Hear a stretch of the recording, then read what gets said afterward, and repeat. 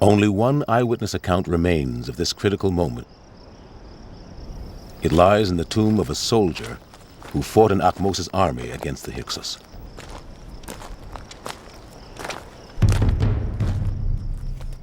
The story inscribed on the walls of his tomb, his role in the battle against the Hyksos, is the only written record of what would be the decisive battle for Egypt.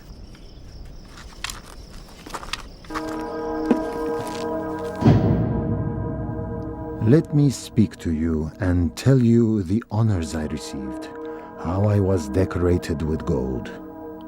During the siege of Avaris, the king noticed me fighting bravely on foot and promoted me.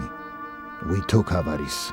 I carried off 4 people there, a man and 3 women, and His Majesty let me keep them as slaves. These few words of an old man are the only record of the historic defeat of the Hyksos by Ahmose's army. Ahmose returned victorious to Thebes. He presented his ceremonial axe to his mother as a symbol of his great victory.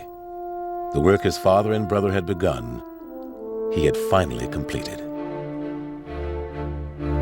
He actually dismissed the Hyksos. His father and grandfather and his brother did start, but he's the one that he actually succeeded to expel the Hyksos away from Egypt.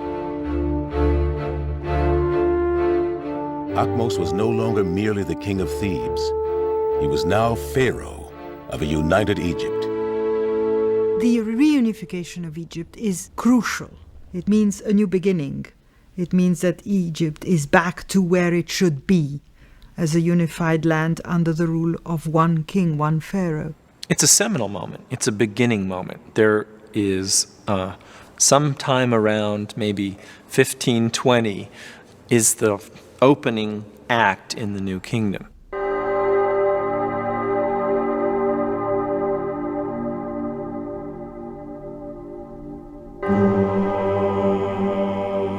Ahmose attributed his victories to one source, the god Amun-Ra, a mysterious god whose name means the Hidden One. In the darkest recesses of the temple at Thebes, the god spoke to Ahmose. O my son Ahmose, I am thy father. I set terror in the northlands, even unto Avaris, and the Hyksos are slain beneath thy feet.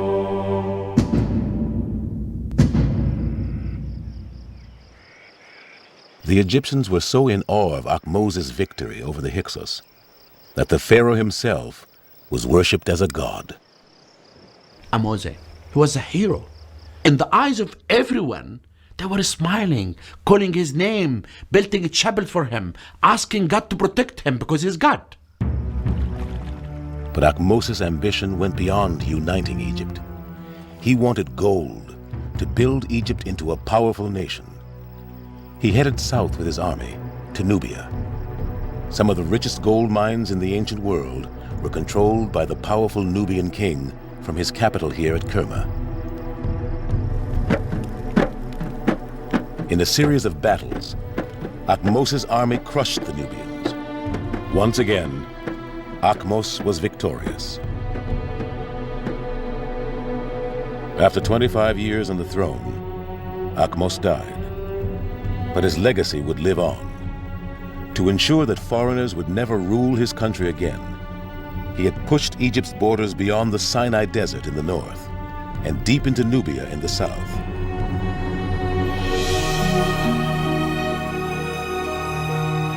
The warrior pharaoh had laid the foundations of an empire. It was the beginning of the light of the day. It was the beginning of the sun got to rise. It was the beginning of the pyramids to come back. It was the beginning of the glory of Egypt. This is why we called it the Golden Age.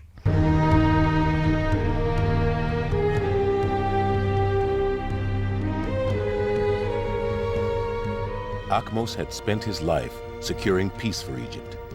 Now Egypt could be rebuilt, and Thebes, the religious capital, could could flourish.